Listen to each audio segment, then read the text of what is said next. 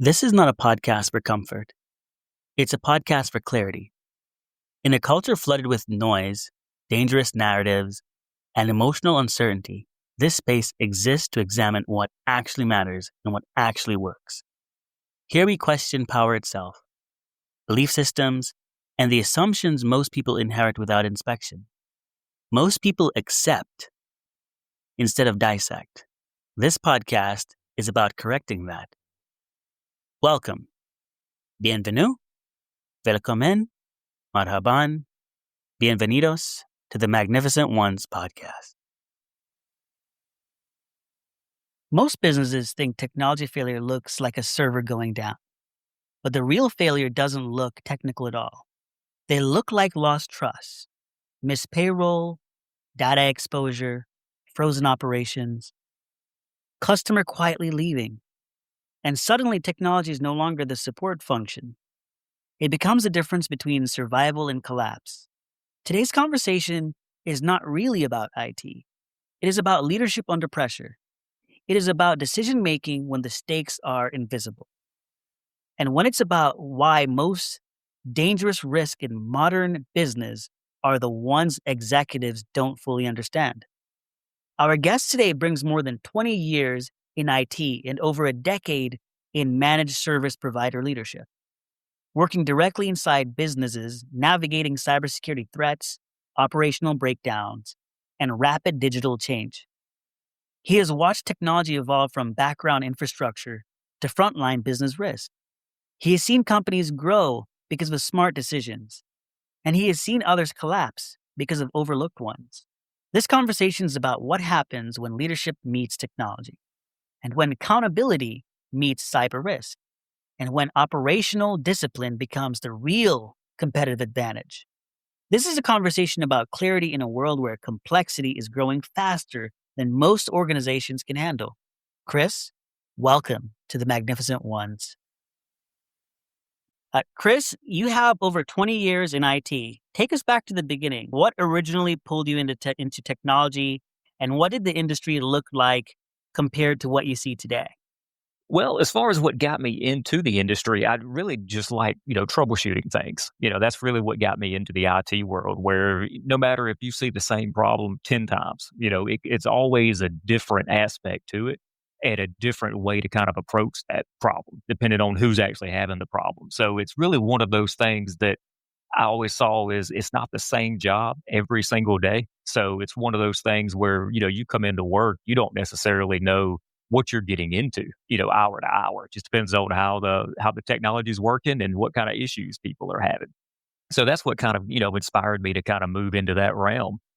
And then as far as how it's changed, I mean, it's changed drastically, just over that. Even though it's been a while, it still feels like a short period of time. And, we've gone from having, mainframes and, large servers, in a back room somewhere, just now, everything being cloud based and, not having that infrastructure inside the building, where people can work, across the globe, across the country, you'd have different offices set up in different places. And so that kind of turns the technology around a little bit, and it makes you have to figure out a way to incorporate all that in together, where used to it was for every building you've got to have the infrastructure inside each location, to be able to bring those tools to the end user or to the employee to use. So I have a funny question to ask that just popped into my mind. What was the energy cost like back then compared to today? You just didn't Yeah, answer. You had to think about that. that's it. I mean, because back then, in a server room alone, just the heat that you were putting out and just those large, power supplies that were being pushed out.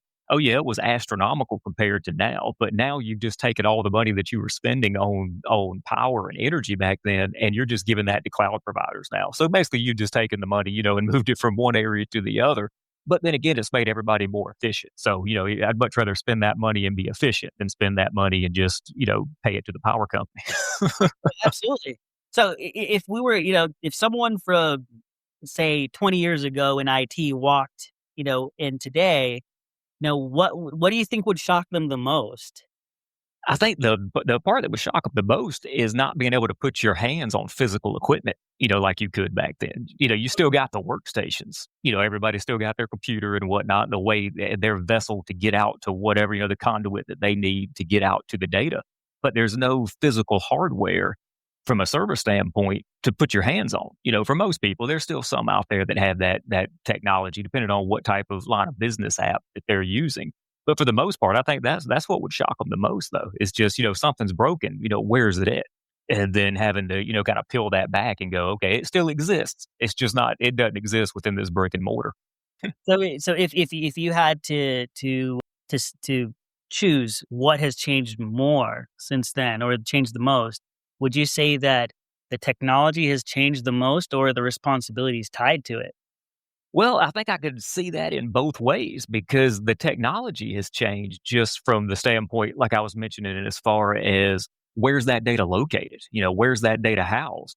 And then the responsibility of it is, back then you were responsible for making sure those servers are backed up. Do you have a business continuity plan, a disaster recovery plan to get back up and running if something catastrophic happened to that hardware? Where now the responsibilities change to we're going to put trust into a cloud provider, to put the data within their ecosystem.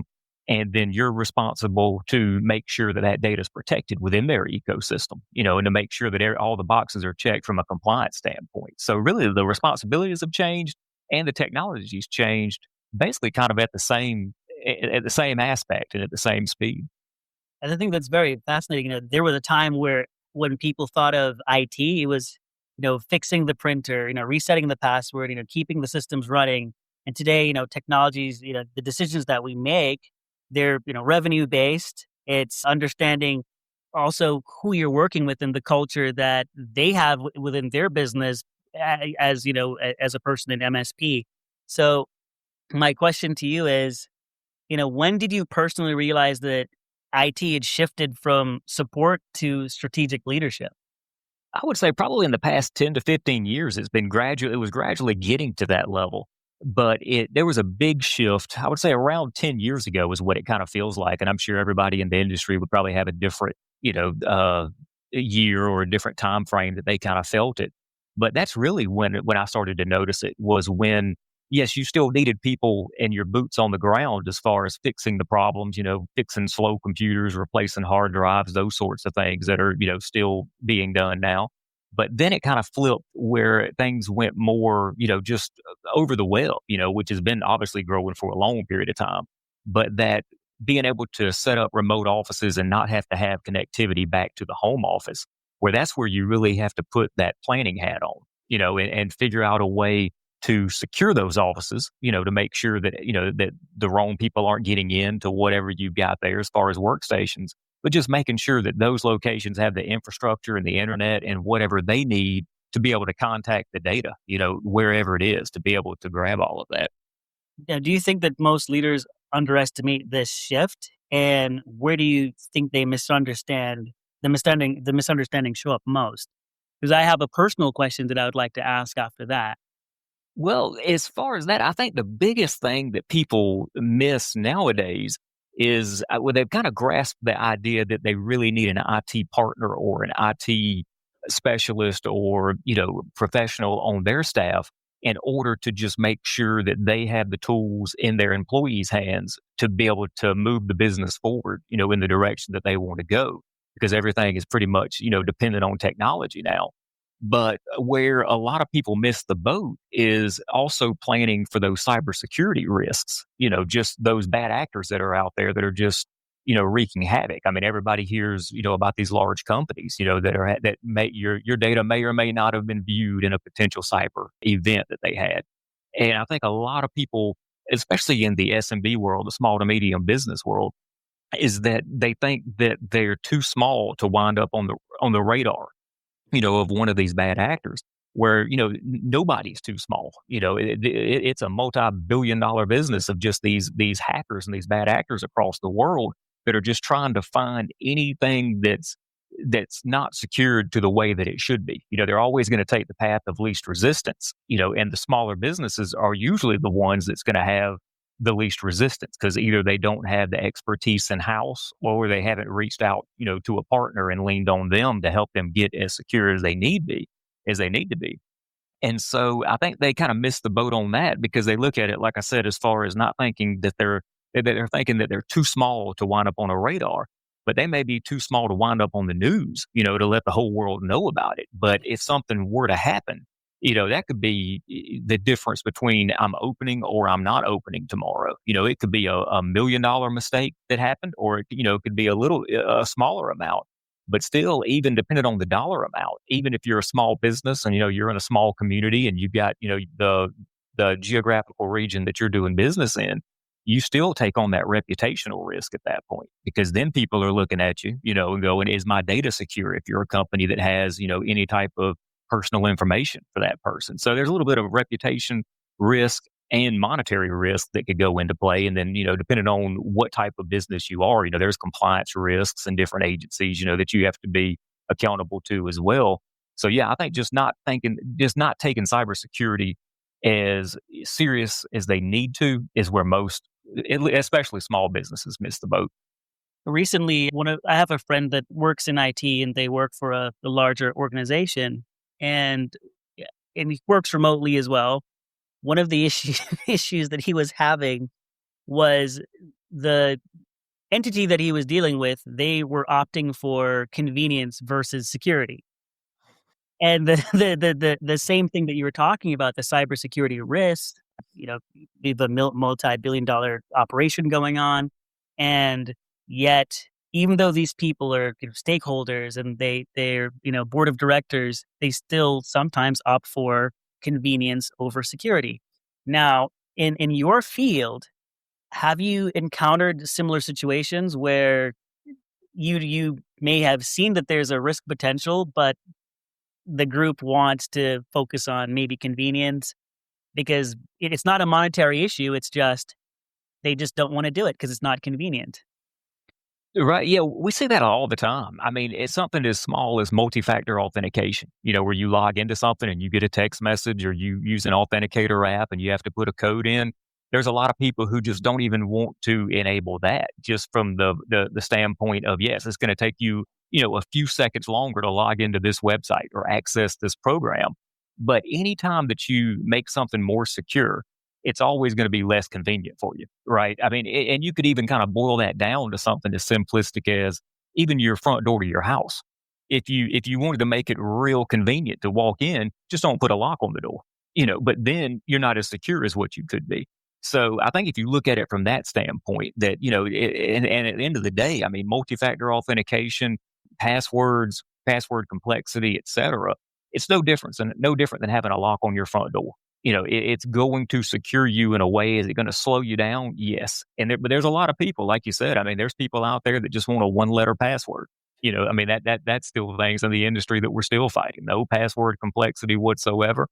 And at the end of the day, I mean, whoever is running the business owns the business. It's their decision. You can only, even as an IT provider, you can only make them as secure as they want to be. You can tighten everything down and make it just as secure as that you want to make it.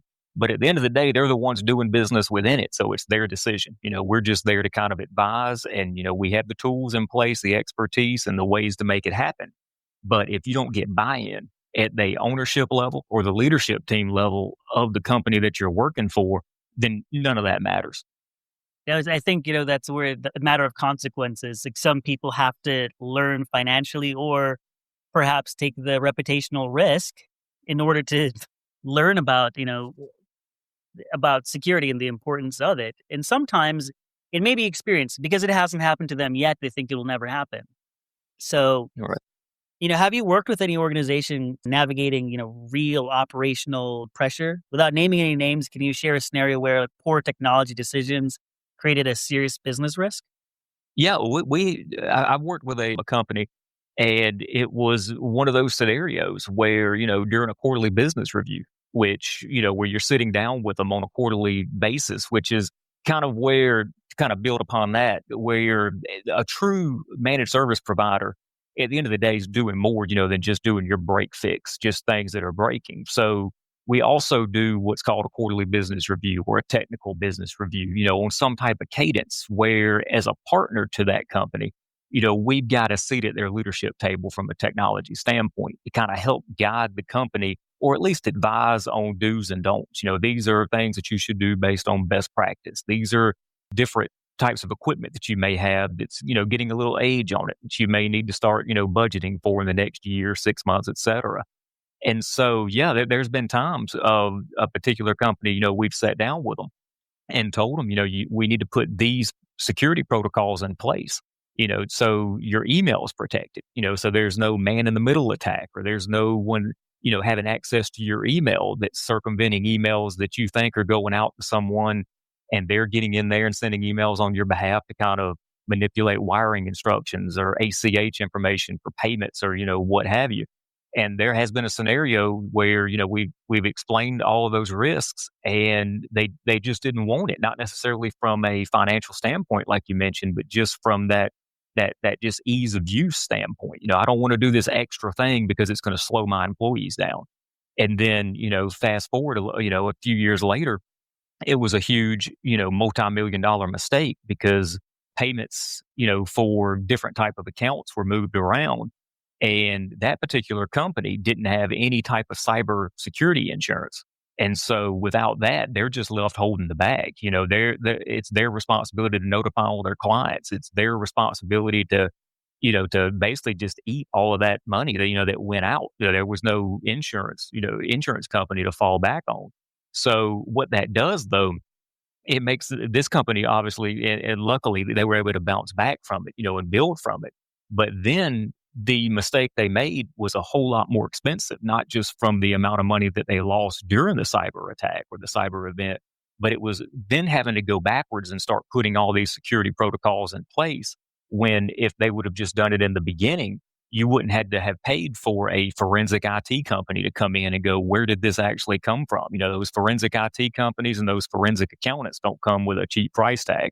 And so there's a lot of extra of that that's being paid out that if they would have just implemented the security protocols and got over the hurdles of just that simplicity of doing your job day to day and putting a little bit of extra security on it would have saved them, tons of money, at the end of the day.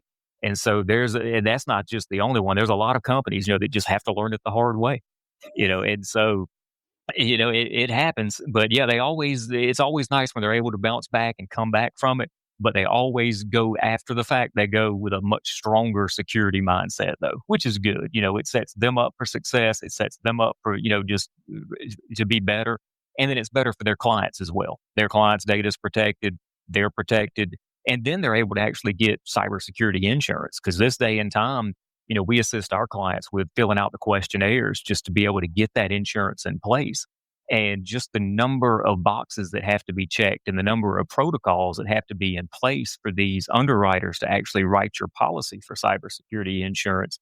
There's a lot of stuff that goes into play. It's all good things. And that's one thing that's good about the insurance industry as a whole from the cyber side. Because, insurance companies are in the game of not paying claims. That's what they want to do. They want to set themselves up for success. And the best way for them to do that is to make sure that everybody that they're underwriting has all the security protocols in place. And so as companies go and get these policies, they're leaning on IT professionals to help plug all these holes and put these things in place to make them insurable. So it's actually a win-win. They're pushing down a lot of protocol, and it's making companies get a little bit more tighter, with their security. I think one of the things that I value about what it is that you have talked about on numerous occasions is that, yes, there is the technology component to all of this, but there's the human, component, and it starts with people. All of this starts with people, and that's where the biggest risk happens. And also that's where you see most of your success. It's with people, whether it's your employees or with the clients that you're assisting or providing support to. And that's always fascinating to me because in this age of AI, there's still the human component is still the biggest factor in all of this. And we always have to account for that measure. So, and I know that in your field, today, a lot of times people think of cybersecurity as simple, IT work. Essentially, that's an oversimplification. but what are things that most common security gaps that you see nowadays in the era of cybersecurity? Well, the weakest link in cybersecurity is us. It's like you said, it's the human factor. And you could put as many tools and as much security and protocols that you want in place, but you're still going to give every employee an email address, and you're going to give every employee a workstation. And so emails come at you all day long, and they're coming fast. And now they're getting kind of harder to look at to determine, is one a phishing email? Is it a spam email? Is the name that's showing up in my email client, is that the actual person who sent me that email? And so a lot of that gets pushed down to the employees, to every end user that's using any piece of technology equipment on your network, to go through social engineering training. And by that, just basic things to look at as far as an email, to say, okay, this doesn't look right. The person, normally I'm emailing with you and the grammar is correct on it. Where this one, it just seems a little off. And so just paying attention to small things, such as that, and to look at it, because I could get an email from you. I don't know if your email account's been hacked or not. So it could be a bad actor that's laying in wait in your email, that's just contacting some of your contacts because there's already trust built there. And Mhm. so the next thing you're asking someone to do something, or wire this money, or go purchase this stack of gift cards and send these to clients, send it to this address, and you trust the person that it's coming from. So a lot of it is, just training every end user, just like I said, things to look out for, and just paying attention. Those links that you're clicking in an email. Do you know the person who sent it to you? So just because that you kind of the lock on the front door analogy I mentioned earlier, just because we put, a lock on the front door and we make sure that only the certain people have keys to that front door. If you stand there at the front door with a key and you just prop the door open and allow anybody else to come in, that's kind of how you can do it with an email if you click a link. Or, if you get an email that looks like it's from Dropbox or from Amazon, and and it's saying to verify your credentials, please click here to update your password. And you click a link, you put in your username and your password to what you think is for a Dropbox or an Amazon or Microsoft website, where, it could be, a fake website where you've just given a bad actor access to whatever application that you gave them credentials to. So it's just a lot of training that person now. You can't just give them access, to everything or whatever they need to do their job, and expect that they're going to keep it as secure as you're wanting it secure. And a lot of that gets pushed down from the leadership team and from higher up, just to make sure that that cyber hygiene is in the culture of the company. So that way everybody from the top down is following that same protocol. And then once that's in place, it kind of makes it flow a little bit better. You can still have a bad day. People are going to make mistakes, but the more we train them, the fewer mistakes that they should be making. Something, and I like to call back to the things that you say because it's practical and it seems simple enough, but it needs practice as well. For example, taking the time to slow down and before just making a decision, whether it's clicking the email, because it seems harmless, right? Opening an email, it seems harmless. It doesn't seem like there would be any consequences. It seems familiar, but if you just take, maybe an extra 10 seconds, like, as you said, the grammar is different, some things are different. You'd recognize those things before you click, and next thing you know, you're hacked and you have some, your structural integrity is now compromised. So what's a mistake that you see leaders often repeat over and over when dealing with, something similar, to this? Well, I think the biggest part is just adopting a security policy, or adopting that within the culture of a company, and then it being, on the front burner at first, and everybody's excited about it. We're going to make these changes. We're going to do this. But then just through churn of employees, you're getting new people in and people are leaving, and just not following that same training or pushing that same mindset down amongst new hires, or just not keeping it, in the forefront of the culture, where it's something that it's hot and new right now. So we're going to concentrate on it.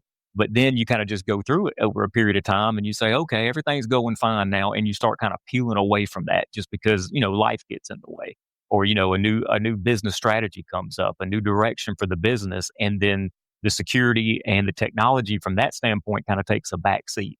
And then you fall into the same rut that you're in if you didn't even have those things in place to begin with. Because, you'll look back and realize, oh, we've hired 10 more people since the last time we had any type of training, on this.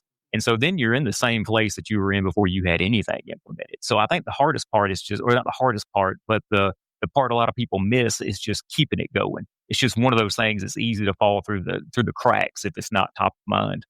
Yes, I know you talk about, operational maturity and accountability, and those are leadership concepts, and they're not just technical ones. What separates organizations that stay resilient from those who break down under pressure? Is it, a budget, or is it leadership discipline? I think it's more leadership discipline because it's one of those things from a budgetary standpoint. After time, it just becomes a line item. You're paying for this service or you're paying for these types of tools to secure you. But the discipline is what gets you at the end of the day. It's just one of those that kind of just falls to the wayside. You go a period of time and nothing's happened, but then you forget to think that the reason nothing is happening is because of the fact that we've got these things in place and we're keeping it top of mind and we're keeping the training pushed down and we're keeping that discipline and just keeping it pushed through the whole organization. So yeah, I would say discipline over the financial part. Absolutely. If you think about it, every modern business is now dependent on technology. Podcasting, or even the person that sells, cookie baked goods utilizes technology. It's not just the lemonade stand now has a scanner, right? Right. It's all evolved and it all incorporates technology. Now, operations depend on it, communications depend on it, customer trust depend on it. That means that technology failure is no longer just a technical, inconvenience. It is a leadership, it's a leadership exposure. So when those things do happen, it does expose what type of leader you have. Do you have a leader that had certain measures in place, or do you have a leader that just left things to just lets the chip falls where they may, and see what happens when it happens and then evaluate from there. So Chris, do you think that executives fully grasp that their technology posture reflects their leadership posture in this day and age? I don't think a lot of them do. I think, of course, there's some out there that do, but I think a lot of them are kind of set up for a disservice because of the fact that the the things that are getting pushed down now and the things out there on the landscape as far as technology and cybersecurity, most people, on the leadership teams don't necessarily have the IT background or the knowledge. And so if they're not set up for success from either having a IT or like a chief technology officer on their payroll or at their company, if they're not depending on a third party company to partner with, and not just an IT break fix, just somebody who can fix your computers, but a partner from a standpoint that they're helping to move your business forward, because as long as if you do better, we do better kind of thing. And so, yeah, I think a lot of them, if they don't have it, if they don't understand that or grasp it, they really need to jump on with a partner or have someone on their staff that they do trust because, everybody's not good at everything. So, if you surround yourself with, people smarter than you are in certain areas, it's going to make everybody better and going to move everything forward as well. You've spent more than a decade at MSP, leadership. What separates a great managed service provider from an average one? Being a great one is the ones that are more of a partner than a vendor. Hmm. Because when you move from just being a vendor, which is just somebody you're writing a check to every month to do a certain service, that's pretty much all you are. But see, if you're actually a partner to that company and you have a seat at their leadership team, at their leadership table, then you kind of got common goals at that point. You want them to do well because the better that they do, like I was saying, the better that the MSP is going to do. And just having that partnership, that's what sets apart, just MSPs from great MSPs. So, what should business owners look for when that they usually like ignore when they're going through this process? When they're going through the process as far as finding a partner or Yes, yes, I apologize. Yes, when they're because of the relationship standpoint. So, as you were saying that it's a dual investment on both sides because you want to see that both parties are benefiting in the long term, short term. So there's this partnership. So what should business owners look for like the services that you provide to know that hey, this is a good vendor that will later then translate into a business partner essentially. one of the first things I would do is ask for references. I mean, as important as technology is, and by the time that you realize that you're with a bad partner or a Mhm. bad MSP, by that point, you've pretty much given them the keys to the kingdom. And so, you've opened up everything, and they've got access to it, and they're helping you build something, whether it be good or bad. But it's harder to kind of peel that back and then jump ship and then move to another one after you've already, invested that much time, effort, and energy. And so I would say definitely, ask for some references in your industry, whether that's your law firm or medical practice, et cetera. I would talk to somebody and just get a second opinion, from somebody who's actually using the service. And then also make sure that they're bringing, however many years of expertise to the table, that from different industries as well, from your inside your managed service provider.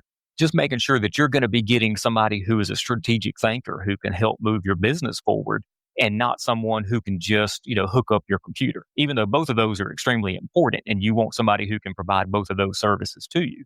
But you want to make sure that they've got the more of the consulting type mindset and somebody who, look at their business, look at the MSP that you're going to be doing business with, how successful are they?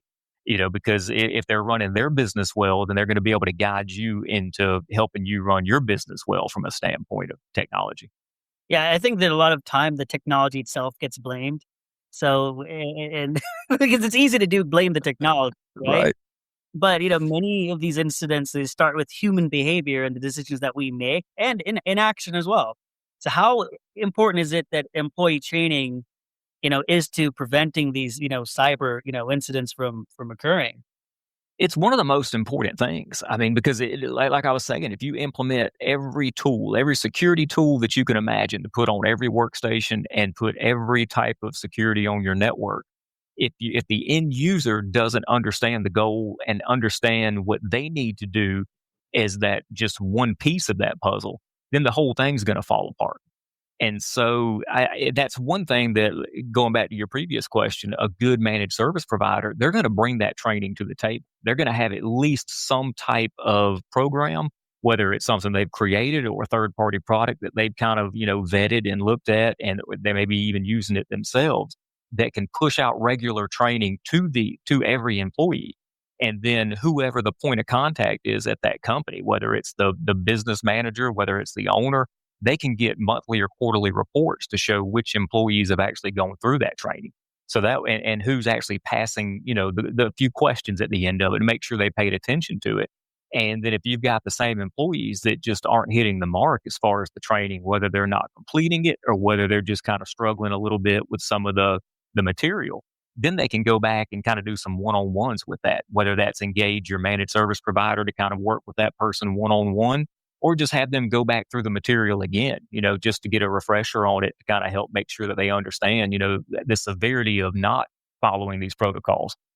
So why do you think some companies consistently underinvest in these areas? Because sometimes again, it's not the financial cost, right? It's the taking the time to, again, you're only as strong as your weakest link. So if you do notice that these individuals are constantly missing the mark, there's the investment component that isn't necessarily there, like taking the time to coach that person up to see where the gaps are. So why do you think that culture is not always consistent in in this area? Well, some of it does kind of fall back on the financial side of it, where if you have an employee that's spending time going through that material, that's time not spent on doing their actual job. It's true. So, That's a true. lot of them will look at it from that aspect. But as far as that, some of them too, if the person who's in charge of the program within their company, whether whoever that point of contact is, if they don't have complete buy-in either, it's kind of hard to push that down to each end user. So it's kind of 50-50. Some companies, they embrace it, they want it, they know how important it is. Others, it's just more of a burden to them. It's, yeah, we've got this training. Some people may be going through it, some people may not be going through it. But I think on that side, it's just more of a time thing. You've got your employees spending time on things that aren't necessarily making you money, or not actually moving the business goal, or, helping their day to day job function. So I think it's just kind of trying to break that mindset. It's kind of retraining the leadership team and retraining the people that are in charge of pushing this down at the companies and letting them know that, yes, it is going to take time out of their day, regardless, however long it is, once a month or, whatever kind of cadence that it's on. But at the end of the day, it's also going to help you from not making certain mistakes or possibly, kind of helping you from having a potential bad day with a cyber event. Because if that person did not go through training and they clicked that bad link that we talked about, that could potentially shut the business down for a day or two, or if not longer, just while remediations are taking place, whether that's restoring data, or, having to go in to figure out how somebody got access to something. So if you don't take the time in the beginning to go through that, and just and spend time on at the front end, you're going to spend a lot more time on the back end potentially. So looking forward, what are some trends that business leaders should be paying attention to right now in the IT world? I think right now is I know I sound like I'm beating a dead horse, but it's mainly cybersecurity. It's just that it's just rapidly changing the type of cyber event, because the word cyber event and cybersecurity, it embraces so many different things. It encompasses a lot of different things, and those things, so to speak, are changing. Day to day, month to month. Just as you plug a hole, so to speak. You plug this hole to keep someone from getting in, and everybody adopts that, and so that hole's plugged. It goes back to the bad actors taking the path of least resistance. They're going to find that next thing that's going to be easy to attack. To try to get the most bang for their buck across multiple companies. And so, yeah, I would say just staying on the forefront of that. And then that kind of goes into play with, if you don't have an IT professional on staff or outsourced that you trust, you're kind of missing the mark on that, because you don't necessarily know what to look out for. Because if you just kind of just Google cyber events, cyber attacks, you're just going to get whatever just comes back at you. Where some of those, yeah, may apply to you, some probably don't, but there's probably a ton more that's not even listed that you're not even thinking about until it actually happens to you. So I have a curious question because you brought this up. What do you think, in your professional opinion, that is coming? It's on the horizon that most businesses are just not prepared for in the foreseeable future. Honestly, I think there's just going to be more and more attacks via email. I mean, I know that sounds kind of simplistic, but it's just where everybody has an email address, everybody has an email account, and everybody is way too trusting when it comes to reading an email or thinking that email came from an actual person. Mhm. So I think it's one of those. It's in the forefront now. It's one of those things that's always happening. But even when we talk to clients, they're shocked to know that the most vulnerable place they are in their business from a technology standpoint is their end user. And 99%, it's their email. That's the way that, those things come through, because that's the way everybody is corresponding nowadays. It's true. So after 2 decades in IT leadership, what leadership lessons have stayed with you the most? Really, and it kind of nothing to do with cybersecurity or anything like that. But I think that the biggest part is making sure that you got the right people in the right seats. That just because that you think this person can exceed at this particular duty or this particular job, you may realize that, they're kind of slipping in that area. But if you pivot and move them to a different aspect in the company or a different seat or a different duty, they could take what they were doing tenfold, and do so much better in a different role. And so I think that's been one of the things that's eye opening just in leadership in general. It's just paying attention to, how your direct reports are doing, and just because they may not be hitting the mark, at their particular job, or they're dropping some things here and there, it may be that that's not their strong suit. But then if you look around and, you've got a team of people, you could just kind of, move people around. You've got this person who's kind of weak in this area. You got this person who's strong in this area. Why don't we just take them and flip them, and try that and see if that'll work? So I think the biggest part is just from the leadership as whole is just taking a look at your team in general and realizing that one simple move, from a job duty could just make, astronomical changes and make things, better for the organization as a whole. What are some things that you've learned about making decisions in high pressure situations? When you're in a high pressure situation, you have to be the most calmest person in the room, because as soon as you start, overreacting or making knee jerk reactions or knee jerk decisions that don't necessarily need to be made right then you kind of put everybody else on edge. So I think the biggest part of being the biggest part is just being calm in those high pressure things because, in IT in general, every time somebody has a bad day, whether their business is shut down because of an IT problem, whether it's something as simple as, they can't get to their files because their internet's down, or it could be something as catastrophic as, yes, they just had a cyber event. Just being the calmest person in the room and letting them know, hey, we're going to get through this. We're going to make this happen. Here's the things we need to do to get from A to Z, and this is what we need to do. So I think that's the best part is just staying calm through the whole thing. My follow up would be, what have you learned about accountability in those situations? Accountability is accepted. When you're accountable for something and it falls back, I mean, taking that radical responsibility, always look back and realize, what could you have done to make that situation a little bit better? There's always blame on that could go all the way around, whether you're not necessarily the one who caused the problem. There's still things you could have done to kind of make that a little bit better. And then basically just being accountable for that, and saying, okay, next time we're going to do this. We've got some different things in place that's going to keep that from happening again. So can you share a moment where technology leadership directly changed the outcome for a business? Well, I think one is in general is a client who was able to move to different parts of the country as far as a call center, and it sounds simple, but just something as easy as time zone changes. They were running a 24-hour call center. And with that, you set up across the country, you can have different people staggered on different shifts, in that way, instead of having to have people that will work a night shift in one particular area, you can kind of spread that around. And then with technology, you're able to kind of bridge that gap between the different offices and the different places that are around just by putting that connectivity, back between the offices, and then the connectivity back from having all of their data in a cloud environment where you're not dependent on servers, that you're having to, purchase and move into these different places that you're setting up across whatever geographical landscape. So what's an example of when a good decision prevented a crisis because everyone did their part? I think that's something that often gets, overlooked. Sometimes we focus on what's always gone wrong, but we don't focus on the things that's gone right, and then we reinforce those positive behaviors so that we can then have a culture of, hey, we're thorough, we check things. And can you just give us an example of that, please?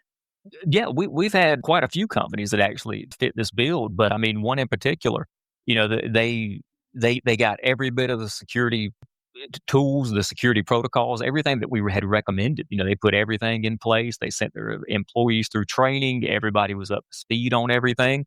And they had an email come through where it was something to do with changing ACH information on some insurance payments for something for their health insurance. And they were able to look at that and realize that, yes, I had emailed this person, but instead of it being at ABC domain, it was this person at abcddomain.com. And so just for them being able to look at that email and understand that, okay, yeah, the grammar looks okay, the verbiage of the email, everything seems legit, but that one domain just seems a little bit off. And they were able to pinpoint that, report it to us, and then we were able to let them know that, yes, this is, a phishing email. Somebody's trying to get access to your systems or to your information. And they were able to stop that right then, where if they would have changed that ACH information on the fly, there's no telling how much money, would have wound up leaving. So they were able to, put that stopgap in place and come out, with no issues in the end. So we see a lot of that day to day, but you're right, though. It's so much easier to concentrate on the bad and what people aren't doing versus when you look at, okay, well, look at all these things that people are doing to make everybody's information safer and just make everything better at the end of the day, because so many companies have my information, your information. So the better that they do, that's our stuff not getting out there along with everybody else that they do business with. So you're right. It's so much, it's so hard sometimes to look at the bad and not think about everything that everybody is doing, on the good side of that as well. Absolutely. Those could be the things that prevent, future attacks from happening because, hey, in situation A, these protocols were followed. Nothing was missed. And when you're analyzing, situation B, you can see the gaps. You have something to stress test it against, and in the environment of data, those things are important.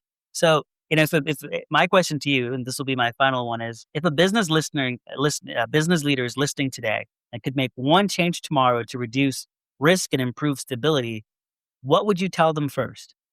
The first thing, if you're not doing anything from that aspect, I would say end user training. Just getting everybody in the company at least through some social engineering training, and that's a broad term, but it's everything from looking at identifying a phishing email, or when you go to a website, this one looks a little sketchy. It doesn't look like what I normally go to. Is there's a few things off, grammar, something as simple as just words misspelled. And those things, they're great because they teach the employees a lot of things from the business standpoint to help keep your data protected as a business owner. But they also then in turn help the employee out, from their own personal cyber hygiene. Things such as don't use the same password for Amazon and Apple. Keep things separate. Churn those passwords from time to time. So if you're not doing anything, I think that something that could at least move the needle forward as far as getting things in place and changing the mindset a little bit would be to engage in some type of training, cybersecurity training, social engineering training for every end user. And then once that happens, then you can build upon that. You can partner with someone, you can get some different tools in place, but without training and understanding and the end user knowing where do we even want to go with what we're about to put in, it really just kind of misses at that point. So I would always start with some type of training, get everybody on board, start from the top, push it down, and just embed that in your culture. Wonderful. Thank you so much for all the information today. It's been a pleasure, Chris. Yeah, thank you. Technology used to be behind the scenes. Now it is the foundation everything stands on. And what today's conversation makes clear is this: the organizations that treat technology as strategy will grow. The ones that treat it as support will struggle. And the ones that ignore it will eventually face consequences they never saw coming. Chris brought a grounded perspective from years inside real operational pressure, where leadership decisions and technology realities collide. The conversation was not just about IT. It was about accountability. It was about clarity. And it was about understanding the risk shaping modern businesses. Chris, thank you for joining us. And to everyone listening, remember this: technology doesn't just support leadership, it exposes. We will see you next time. If this podcast challenged you, good. Clarity often does. The point here isn't consensus or reassurance. It's to leave you more precise than when you arrived. Keep what sharpens your thinking. Discard the rest. But don't confuse familiarity with truth.